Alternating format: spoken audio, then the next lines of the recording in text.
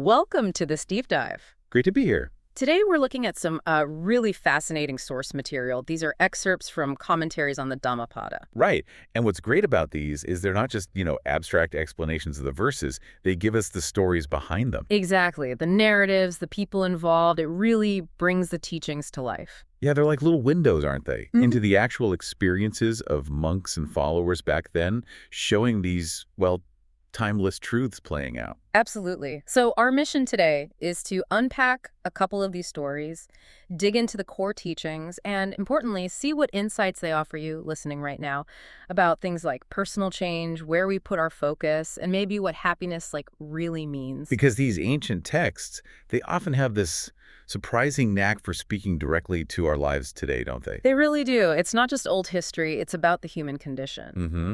Grounding these big ideas in, real struggles and breakthroughs. Okay, so let's jump into our first story. It's about a monk, Sammajjanattheravatthu.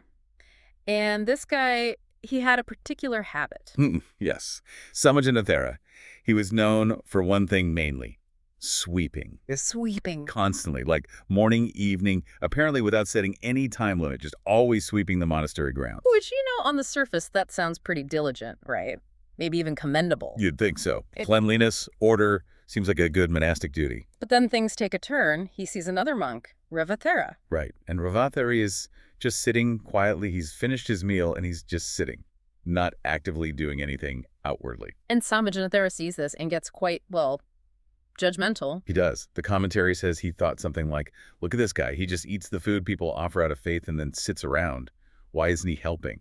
Why isn't he sweeping? Such a common reaction, isn't it? Judging based on external activity, equating busyness with virtue. Definitely. But here's the pivot. Revathera doesn't get defensive or anything.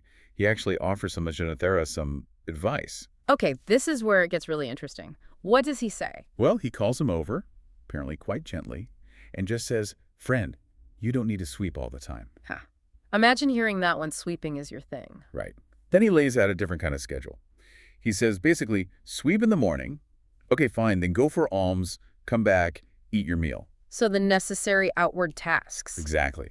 But then, he says, find a suitable place, maybe for the day, maybe for the night, and sit. So creating dedicated time away from the constant activity. Precisely. And this is the core instruction. Practice inner reflection. He tells him specifically, recite the 32 bodily impurities and contemplate the body's decay and dissolution. That's Kayavaya. So direct contemplative practice. Yes. And after that period of inner work, then you can sweep again in the evening if needed. Okay, so it wasn't that sweeping was wrong. It was the nonstop nature of it. The imbalance. It was crowding out the essential inner cultivation. Ravathera's point was clear. Make time for yourself, for your own practice. Don't just get lost in endless outward tasks. The external busyness had become maybe a kind of avoidance? Could be. Or just an ingrained habit without reflection. Anyway, Sammajjanattheravatthu actually listens. He takes the advice. And the result? Pretty dramatic, according to the story. He follows this new routine, integrates the inner practice, and very quickly attains arahantship. Wow. Full liberation just from restructuring his day and adding that internal focus. Yeah. But of course, there's an external consequence. The sweeping. Less of it happens. So the monastery grounds, they become untidy. The text uses the word ukalapa, dirty, messy. Uh-oh. And the other monks? They notice, naturally. They go to Sammajjanattheravatthu and ask him, hey, what gives? Why aren't you sweeping? The place is a mess. And his answer is just brilliant. It flips everything. It really does. He says, Bantes, venerable sirs. I did that, the constant sweeping in the time of heedlessness, pamatara. Now I am heedful, affamato. Whoa. So he's saying his previous obsession with sweeping wasn't diligence, it was negligence, spiritual negligence. Exactly. He's reframing it completely. His former busyness was pamada, heedlessness. His current state, focused inward, even if it meant less sweeping, that was appamato, heedfulness, true diligence. That must have confused the other monks. You bet. They didn't quite get it, so they went and reported him to the Buddha. Like, Buddha, Sammajjanattheravatthu isn't sweeping. He says he used to do it when he was heedless. And the Buddha completely backs Sammajjanattheravatthu up. He confirms it. Yes, monks, my son swept like that when he was heedless. But now he spends his time in the bliss of the path and the fruit. He doesn't sweep like that anymore. He validated the shift entirely. Amazing. And this whole story is the backdrop for a specific verse in the Dhammapada, Gatha 141. That's right. Whoever was heedless before, but afterwards is not heedless, that person illuminates this world, like the moon freed from a cloud. Okay, let's unpack that verse with the story in mind. The commentary explains it beautifully. The person who is heedless, maybe through distracting actions like constant sweeping, or maybe through neglecting inner work like study or meditation, they overcome that. They become appamado. Right. And through that transformation, through gaining path knowledge, meganyata, they illuminate the world. Just like the moon, when the clouds or fog or whatever was obscuring it moves away, suddenly shines brightly. So the illumination is this inner realization, this wisdom gained by shifting from outer distraction or negligence to inner focus and diligence. Exactly. It's a powerful metaphor. The potential was always there, like the moon, but it was covered by the clouds of heedlessness. It really hits home, doesn't it? That true transformation is internal. Our actions matter, sure, but if they become a way to avoid the deeper work, Then they might actually be hindering us. This story challenges that modern idolization of being productive or just being busy all the time. Maybe sometimes the most productive thing you can do is sit still and reflect. a radical thought for many of us. Okay, let's switch scenes now. Same monastery, Jetavana, but a different situation. We have 500 monks together. Yep, gathered in the hall of attendance. And they're having a debate. A classic What one. are they debating? What is the greatest happiness in this world? Ah, the big question. I bet they had some interesting ideas. They did. The commentary mentions a few viewpoints that came up. Some monks said happiness was like being a king, Rajasuka, power, status. Makes sense, a common aspiration. What else? Others went for sensual pleasure, Kamasuka, the delights of the senses. Also very relatable. And then some were maybe a bit more down to earth, suggesting happiness was like eating really good food. The text specifically mentions fine rice and meat, salimasa pujanasuka. Okay, so power, pleasure, physical comfort, or indulgence pretty much covers the basis of what most people chase after, wouldn't you say? I think so. These are the standard worldly goals for happiness then and now. So they're discussing this, and then the Buddha arrives. He does. He walks in, asks them what they're talking about, and they tell him their different ideas about happiness. And his reaction, I'm guessing he didn't just pick one of their answers? Not at all. He basically dismisses all of them. He says that all these worldly ideas, kingship, sensual pleasure, good food, they're actually included in suffering. Included in suffering? How so? Because they're part of the cycle of existence, vadukkha pariyapana. They're impermanent, they're conditioned, they don't last, and ultimately they're tied up with dissatisfaction and the whole cycle of birth, aging, sickness, and death. So they're not real, lasting happiness. They're temporary states that are ultimately unsatisfactory because they're caught in that larger cycle. Precisely. He's saying you're looking in the wrong place. And then he tells them what is truly happiness in this world. Okay, this leads us to the second verse we're looking at, Gatha 155. That's the one. Happy is the rising of Buddhas. Happy is the teaching of the true Dhamma. Happy is the harmony of the Sangha. Happy is the austere ardor of the harmonious. 4 kinds of happiness. Let's break those down based on the commentary. First, happy is the arising of Buddhas. Why is that happy? The commentary says it's happy because Buddhas appear in the world to guide people, to ferry the great mass of beings across the wilderness of their own defilements, greed, anger, delusion. Their presence shows the way out. Okay, so having that ultimate wisdom and guidance available in the world is a fundamental source of happiness because it offers liberation from our inner turmoil. Makes sense.